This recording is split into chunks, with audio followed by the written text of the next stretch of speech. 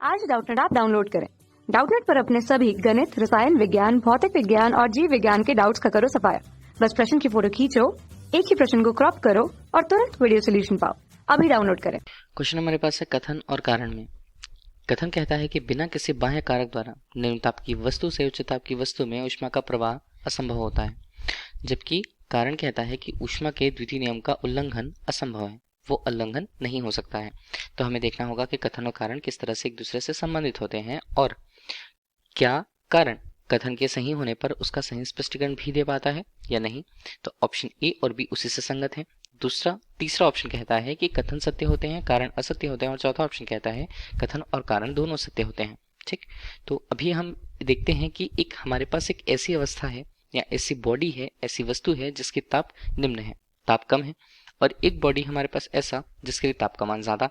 तो पहला जो हमारे पास होता है जिसके लिए ताप ज्यादा होता है T1, हमने उसे कह दिया। दूसरा पिंड या दूसरा वस्तु होता है जिसके लिए ताप यहाँ पर कम है, तो हम यहाँ पर कह पाते हैं कि T1 का मान ज्यादा है T2 की अपेक्षा। अब देखिए, ऊष्मा का स्थानांतरण हम कहें, दो अलग अलग ऊष्मा धारण किए हुए पदार्थ अगर एक दूसरे के संपर्क में रख दिए जाते हैं तो हमेशा ऊष्मा जो होती है वो उच्च ताप से निम्न ताप की ओर प्रवाहित होती है। तो उच्च ताप वाले वस्तु में हम एक तरह से कह पाते हैं कि वो ऊष्मा ज्यादा धारण किए हुए है, और कम ताप वाली वस्तु जो ऊष्मा को कम धारण किए हुए है उसकी तरफ ऊष्मा का स्थानांतरण होगा वो भी स्वयं से। ठीक, तो अभी हम कह पाते हैं कि अगर हम इन्हें संपर्कित कर दें या जोड़ दें तो ऊष्मा हमेशा पहले पिंड से 1 से 2 की तरफ जाएगी। ठीक है, ये हमने बता दिया। अब बिना किसी बाह्य कारक के हम निम्न ताप की वस्तु से उच्च ताप की वस्तु में ऊष्मा का प्रवाह कर दें, वो संभव होता है। बिल्कुल।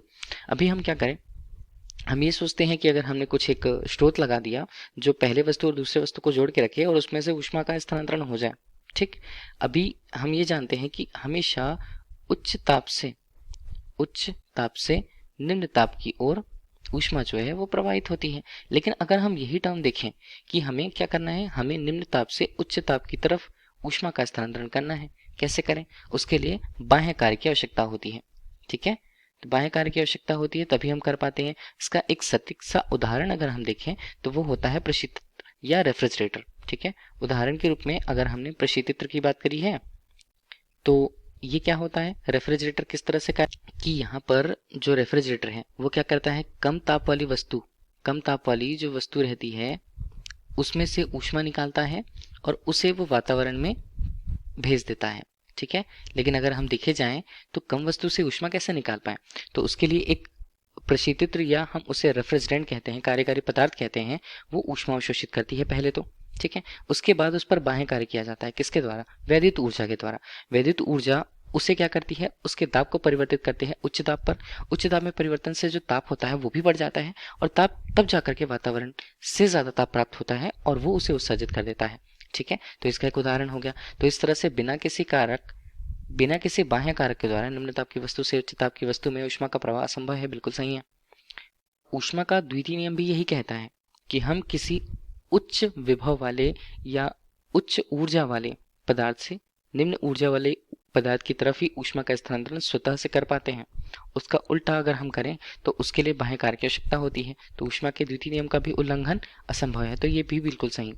तो कथन सही, कारण सही, कारण कथन का सही स्पष्टीकरण भी देता है, तो ऑप्शन ए यहाँ पर सही होता है। Thank you. कक्षा 6 से 12वीं से लेकर नीट, IIT, JEE वो एडवांस के लेवल तक 1 करोड़ से ज्यादा छात्रों का भरोसा। आज ही डाउनलोड करें डाउटनेट ऐप या व्हाट्सएप करें अपने सारे डाउट्स 8400 400 400 पर।